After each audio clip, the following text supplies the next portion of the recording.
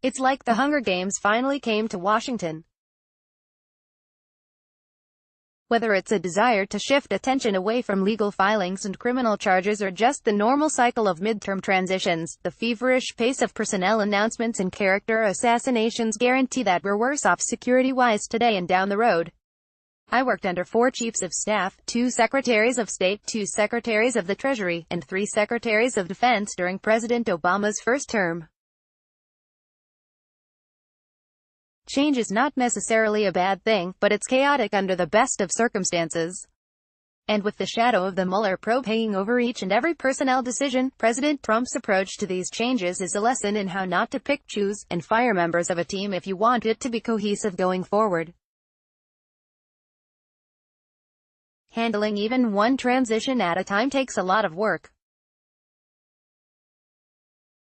While coming up with a list of potential replacements, vetting them, figuring out how they would play with various constituencies, and then managing the actual announcement itself, the primary focus is often on avoiding any blackout period during which important work and institutional knowledge could fall through the cracks. Any public image of disorganization or lack of continuity signals that we're disorganized and vulnerable. It's a prime time for opportunists of all shades and colors, including our enemies, to try to take advantage of dropped balls to make headway against us.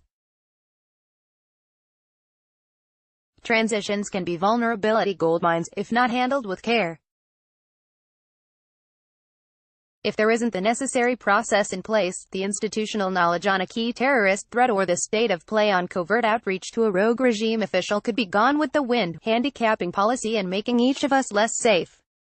When I helped manage a national security advisor's transition, we took weeks to document and archive our work so that his successor knew everything she needed to know to perform her responsibilities, which included keeping Americans safe. Any public image of disorganization or lack of continuity signals that we're disorganized and vulnerable. It's a prime time for opportunists of all shades and colors, including our enemies, to try to take advantage of dropped balls to make headway against us. That's why making so many personnel announcements at one time begs the question of whether there's the capacity to give each one the time and attention it needs to ensure that there isn't any empty space ripe for exploitation.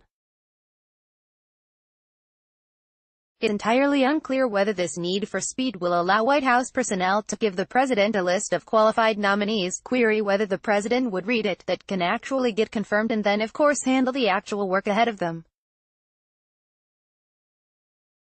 Doing it fast doesn't mean doing it right. That's exactly why Putin's probably enjoying this White House shuffle. Nominating a State Department spokesperson and former media figure to one of the most complex diplomatic posts in the country or putting a young aide into the chief of staff post don't really signal a desire to put experienced professionals into powerful positions. That's Putin's gain because it undermines confidence in our institutions, like our mission to the UN and the White House itself, and will make us weaker internally and externally at exactly the same time. Incoming and outgoing officials have more than Trump in common. Each American that works for this president does so knowing that there is a big chance they'll end up implicated, perhaps inadvertently, in ongoing investigations. Every decision that the president has made, and will make, on Russia policy could be tainted by his other interests, which should lead the special counsel, and perhaps the new Congress, to question officials about whether these conflicts of interests impacted policy decisions. Officials who served with Trump on the campaign, or are administration officials referenced in the Mueller filing on Manafort, or as part of the work on Russia-related matters Mueller mentioned in his separate Cohen filing, likely have information pertinent to criminal proceedings. Coupled with the legal concerns associated with being invited to the president's holiday staff party, the president's penchant for lambasting his former staff doesn't bode well for attracting the best talent during these transition searches. Former Trump officials have escaped his Twitter ire, and while, in my experience, people proactively contacted White House personnel during previous transition searches because they wanted to make the magic list, it's hard to imagine an overabundance of Americans eager to take on both legal woes and reputational ones. Add to that the fact that the president doesn't seem to rely heavily on his team's actual opinions, instead preferring to go with his gut over his staff's analysis, and the upside to throwing your hat in the ring gets smaller every day.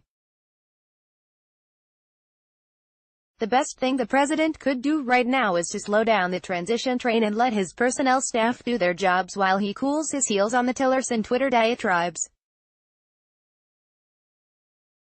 Otherwise, he's opening us up to self-inflicted wounds. Our enemies will exploit any vulnerabilities caused by hasty transitions, while the president himself potentially further turns off qualified Americans from serving in his administration because the costs of doing so increasingly outweigh the benefits.